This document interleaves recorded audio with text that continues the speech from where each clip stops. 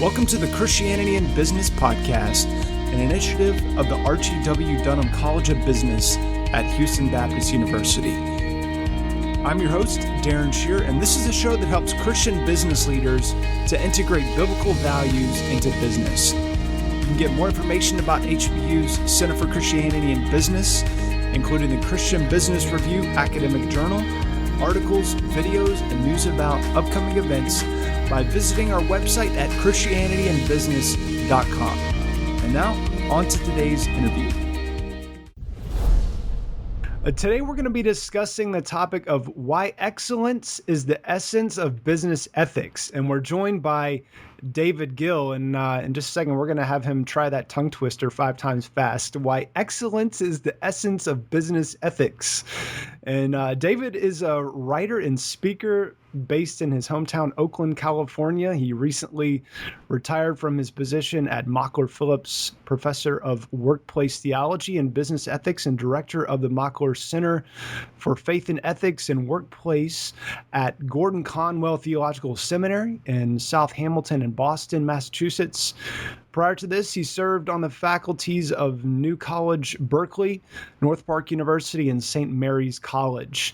And he's a graduate of the University of California, Berkeley, San Francisco State University, and the University of Southern California. He's the author of 7 books, including a 2-volume introduction to Christian ethics, Becoming Good, Building Moral Character, and Doing Right, Practicing Ethical Principles, and a general market business ethics book.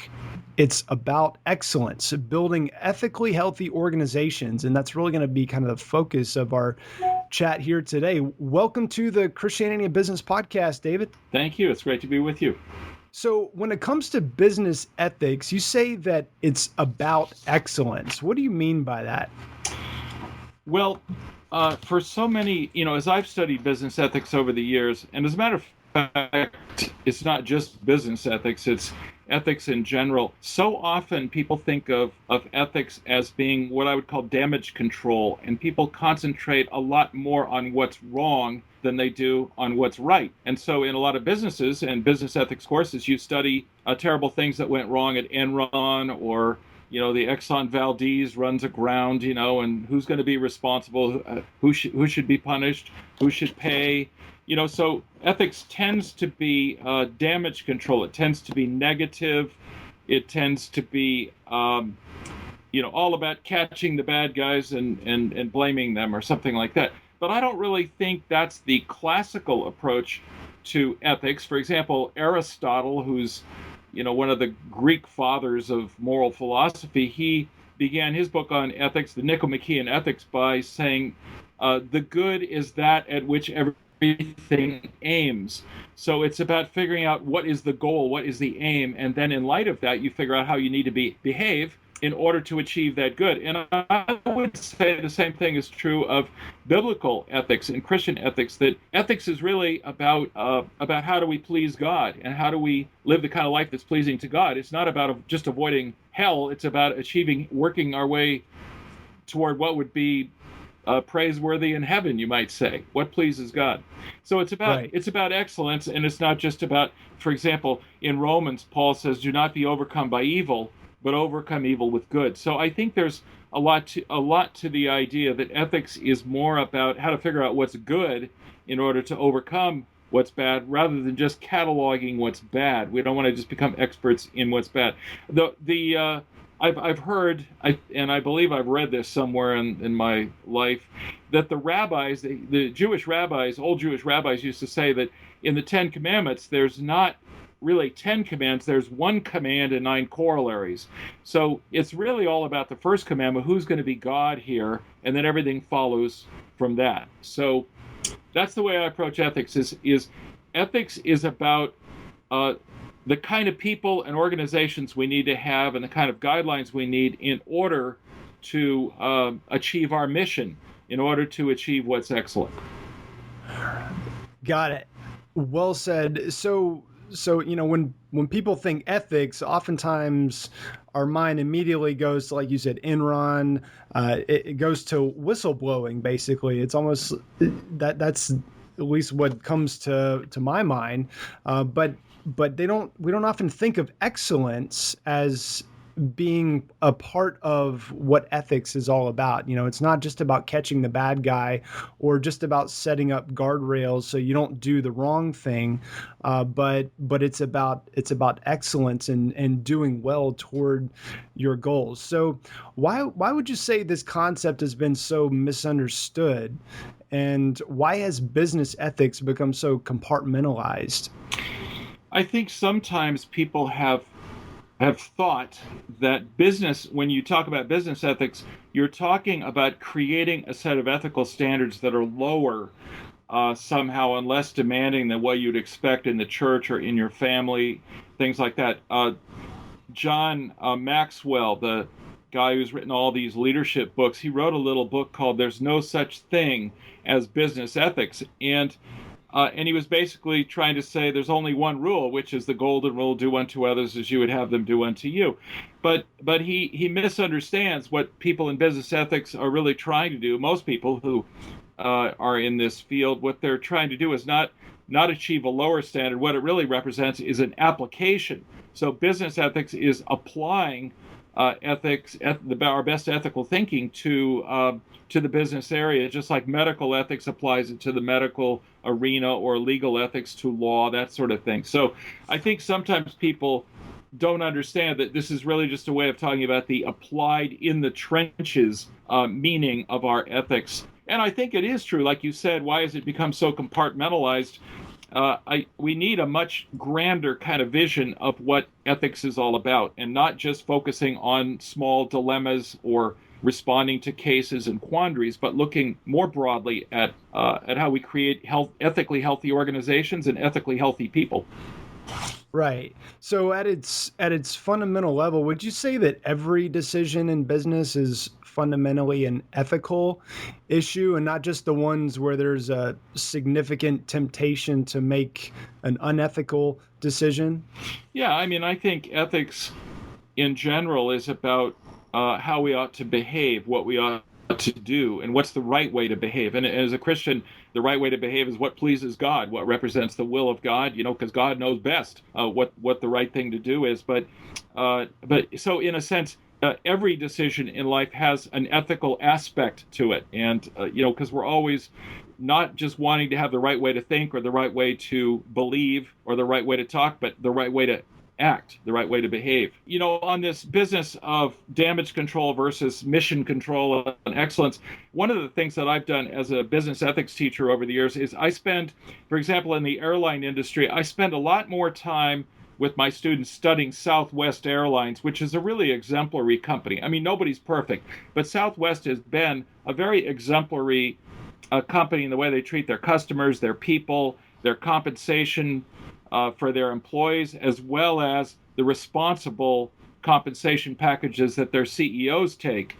Whereas when you look at other legacy airlines, you could just about mention any of them by name. They've been in bankruptcy, they've had scandals, they've had, they have executives who've taken these huge compensation packages while squeezing their mechanics and flight attendants and others to make pay concessions and abandon their retirement packages. I mean, they don't all do that all the time, but I'm just saying I would rather study a company that has a lot of positive things to learn from than spend my time dissecting all the bad stuff.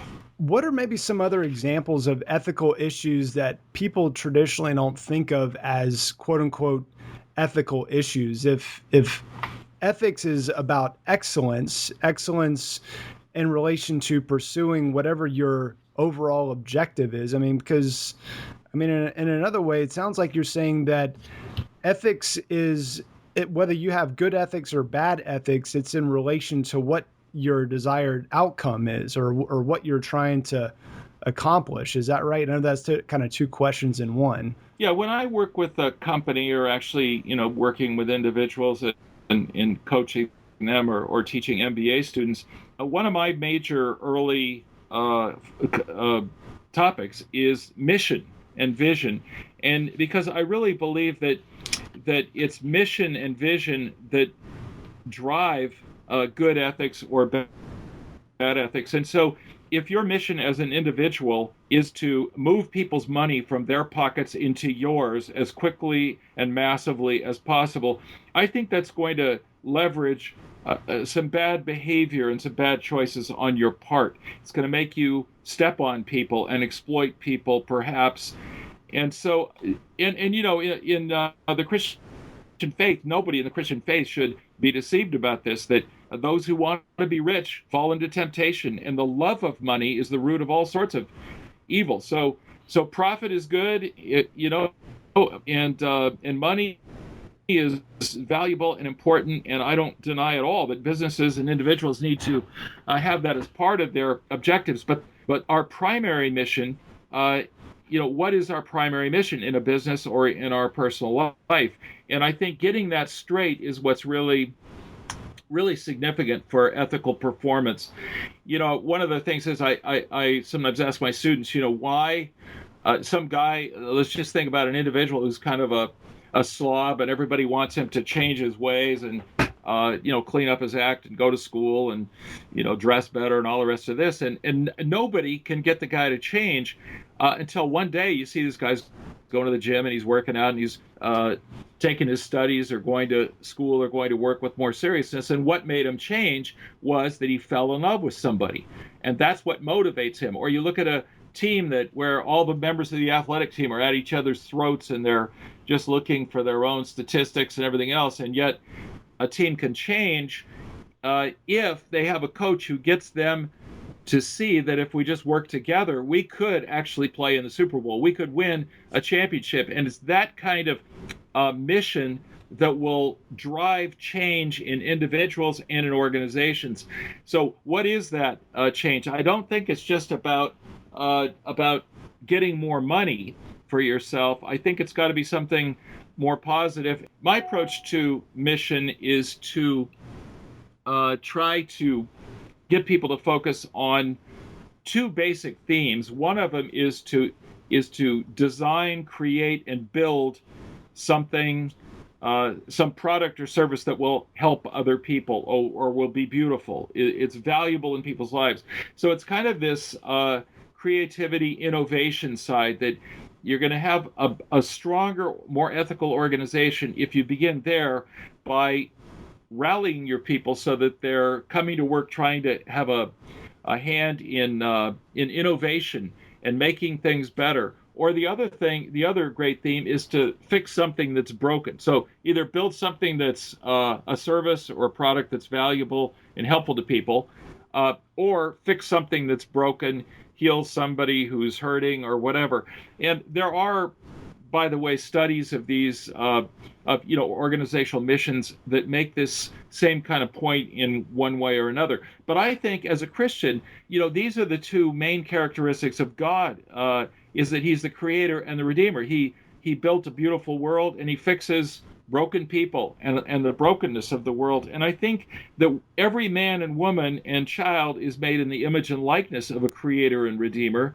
And so when you rally your workforce or you steer your organization toward one or both of those two great themes, I think people like to get out of bed in the morning and show up at work and bring their best self if that's what the company's really all about.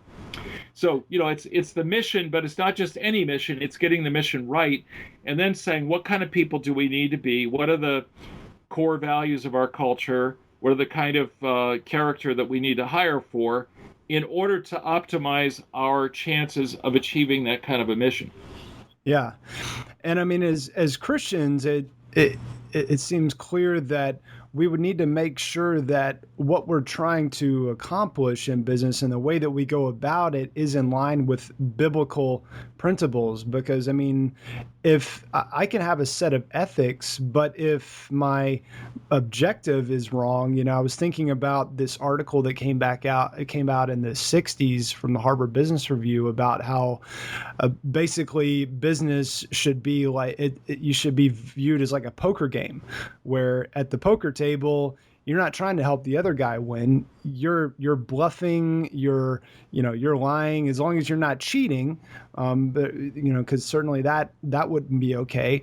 But bluffing and doing everything you can to win is the name of the game. And so he says that you may be familiar with this article Yeah. that I'm talking about, and he says that you need to get your ethics. Business is not a place for ethics Yeah. any more than than poker is a place for ethics. And yet, to have that kind of humanist philosophy, that secular humanist philosophy, is there's still another objective that we all have, whether it's as you said, taking money from somebody else's pocket and putting it into our pocket, or taking their chips and putting it in our stack. So we all have something that we're after, but our ethics are going to, whether we realize it or not, the ethics that we have are in line with that. Yeah, I mean, I think, yeah, is business bluffing ethical? I think was the name of that article That's right. that's in all business ethics or business anthologies. But it's a very narrow view of what ethics is all about and what business is all about too. And I just don't think, I don't think ultimately that's very satisfying to our employees or works very well for the kind of marketplace that we'd want to be involved. So I think I think when you look at what the Bible teaches, for example, when the Ten Commandments were given, which is I think the outstanding kind of template for thinking about what's ethical and what's not. What the Lord says in those texts back in Deuteronomy and Exodus through Moses is if you will walk in these ways, if you will live by these 10 words, it will go well with you, and you will live long in the land the Lord your God is giving you. Now we know that the person who best lived up to the Decalogue was crucified when he was 33 years old. So there are no guarantees in a broken world that everything's going to be automatically perfect or something like that. But I still think that by and large, if you live by the guidelines of Scripture, it does usually go well with you. Usually, people like to do business with you if you tell them the truth and you don't steal from them, and people will, they tend to flourish under these circumstances, and I think even like the Beatitudes, which are the beginning of the Sermon on the Mount, Jesus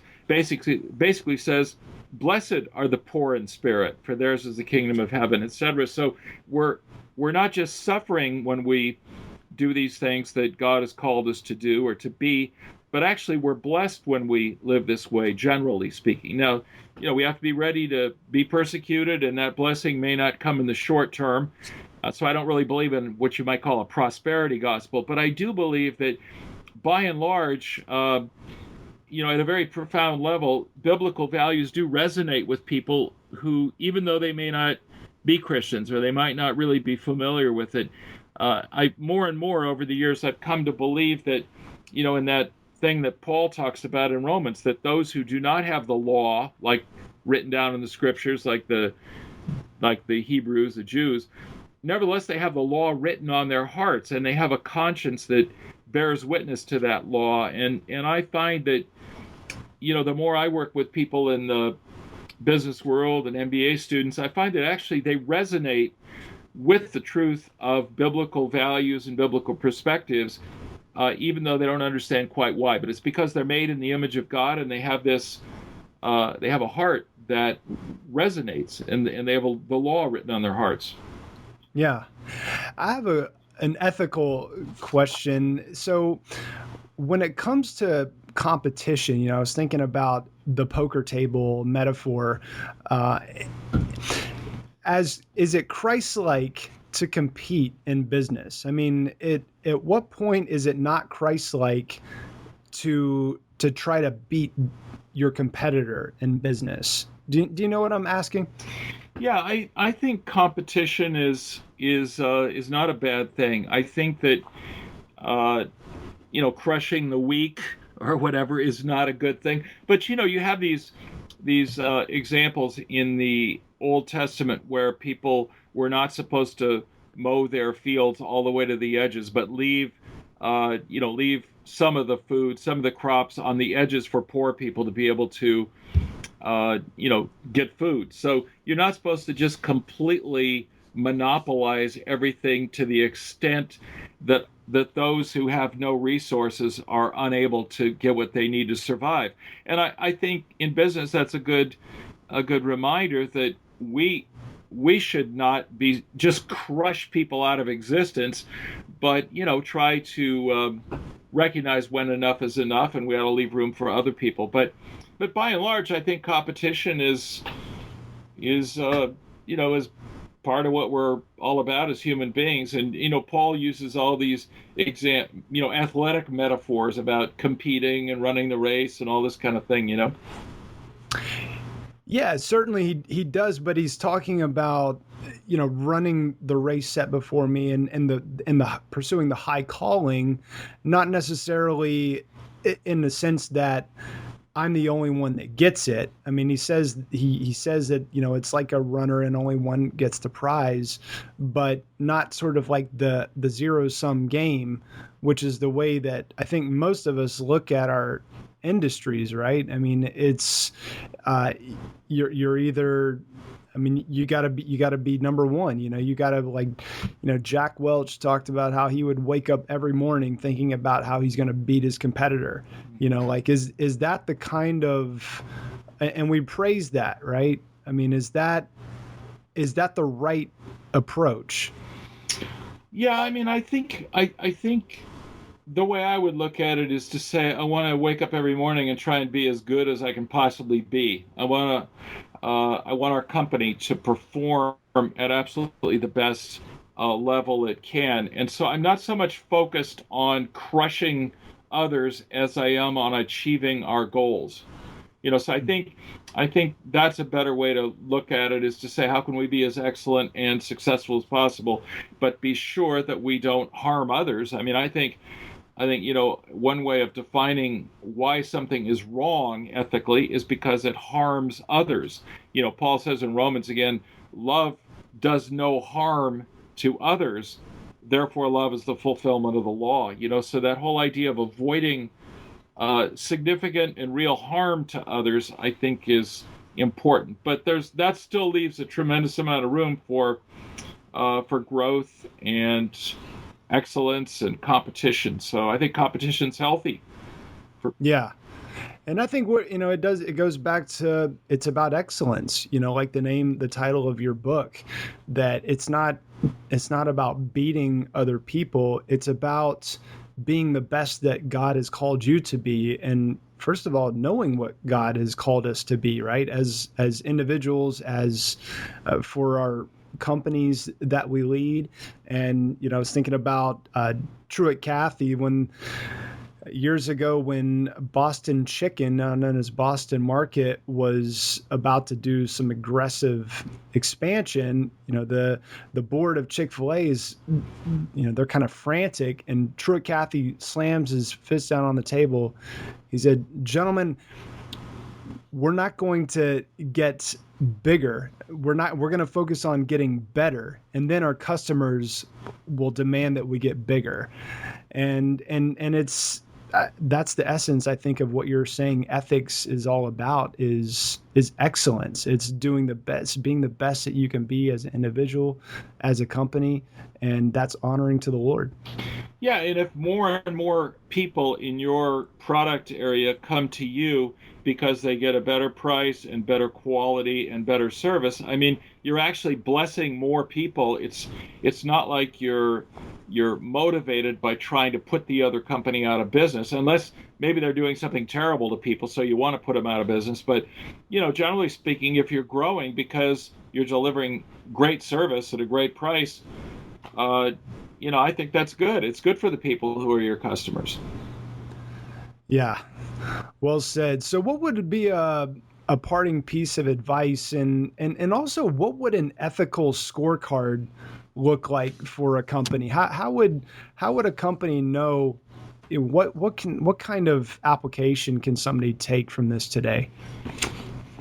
I think the most one of the first things is to just realize how important it is to pay attention to ethics and to think of it in a broad sense, that it's not just something narrow and legalistic. In so many companies and in individual thinking too, ethics is really little more than compliance. It's in some companies it's just called a compliance officer, an ethics and compliance office, and it's about complying with the law. It's like the lowest possible requirement of what the law sets up, and living within the regulatory environment. Instead of asking, what's the best we can do, we just sort of ask, how can we avoid getting in trouble? How can we avoid getting sued or going to jail, or, this kind of thing. So I think stressing how important ethics is in terms of building a culture where people will perform well,